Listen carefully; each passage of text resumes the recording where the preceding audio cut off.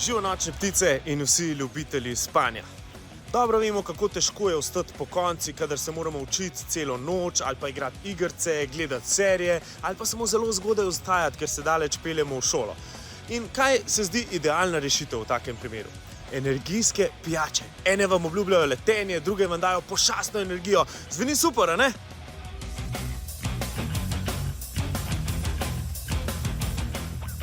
Ampak počakajte. Preden odprete pločevinko tekočega poživila, se na hitro poglobimo v skrivnostni svet teh pijač. Vam res pomagajo ali imajo slučajno dvojni obraz? Energijske pijače vsebujejo preveliko količino kofeina, taurina, sladkorja in drugih snovi. Zmerna količina kofeina v pijači za odraslo osebo je 50 mg. Nekatere pijače pa vsebujejo kar 10-krat več kofeina. Po številnih raziskavah je za srce nevarna zlasti kombinacija taurina in kofeina. Zaradi nižje telesne mase se neželeni učinki pri otrocih in mladostnikih pojavijo še prej in bolj intenzivno kot pri odraslih. Neželeni učinki? Nemirnost, tesnoba, nespečnost. Zato ne morem zaspati.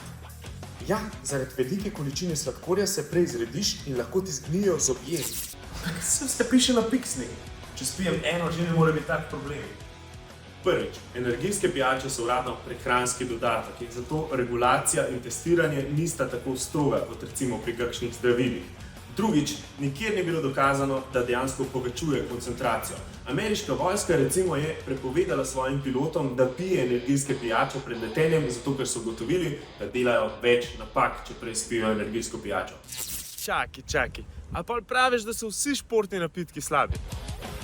Treba je ločevati med športnimi napitki, ki vsebujejo sladkor in elektrolite in športniki to pijejo po vadbi, ter energijske pijače, ki vsebujejo še kofein, taurin in druge stvari, ki močno zvišajo naš pritisk, srčni utrip in tudi močno vplivajo na naš krvni pretok.